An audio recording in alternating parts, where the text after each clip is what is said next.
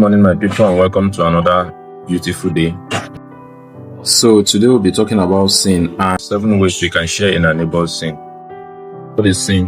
The Catechism defines sin as an offense against God by any thoughts, words, deeds, or omission against the law of God. We all know that sin is a personal act, but there are ways that we can participate or share in our neighbor's sin. So the first one is by counsel, second one is by command, third one is by consent, the fourth one is by provocation, the fifth one is by praise or flattery, the sixth one is by concealment, and the seventh one is by silence. So what do we mean when we say counsel? When you give somebody advice to do what is wrong, you are directly or indirectly sharing in that person's sin, just as the Catechism of the Catholic Church says. When somebody comes to seek advice from you, or you teach what is wrong, or you give somebody advice to do what is wrong, you are sharing in that person's sin. Alright, so the second one we talked about is command.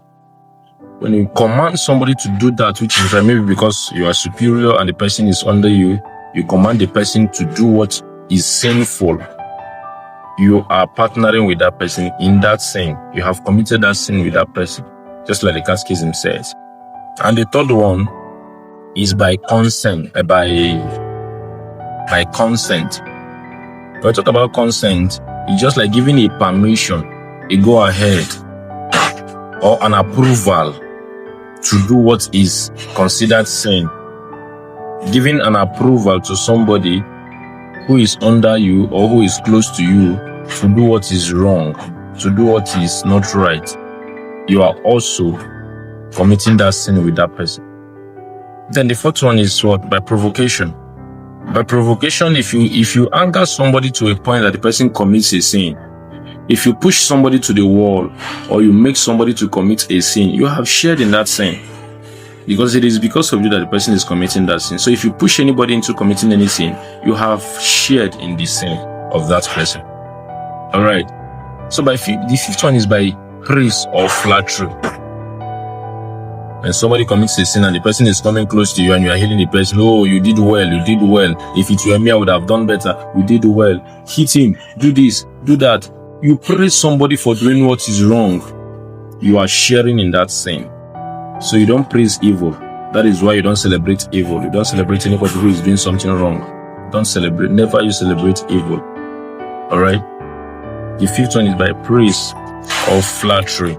Then the sixth one is by concealment. Just like hiding or defending the ill done. By concealment, somebody do what is wrong, and then you are defending the person. You are helping the person to hide his sin. Instead of telling the person to the face, you are helping the person to hide his sin, maybe from people, or defending the person in public. That is concealment. Hiding sin. Helping somebody to hide sin. When you do that, you are sharing in that sin. You and the person commits the sin already. The last but not the least is by silence. Silence, the definition of sin says sin is an offense against God by any thought, words, deeds, or omission against the law of God. Silence falls under that omission.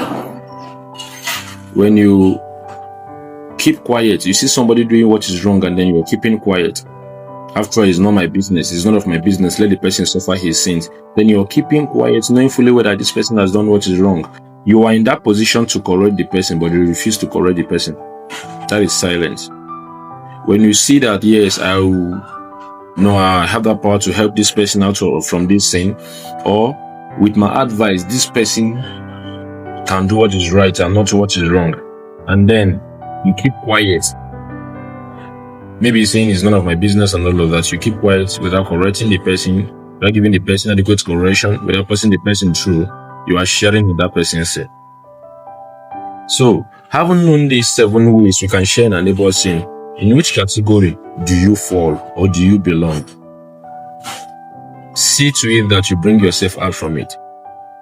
Now I repeat again. The 7 ways we can share in our partner's sin is what? Number 1, by counsel. Number 2, by command. Number 3, by consent. Number 4, by provocation. Number 5, by praise or flattery. Number 6, by concealment. And the last one, by silence. If you find this interesting, please like, comment, share, and follow so that it will reach to those who haven't seen it. Thank you.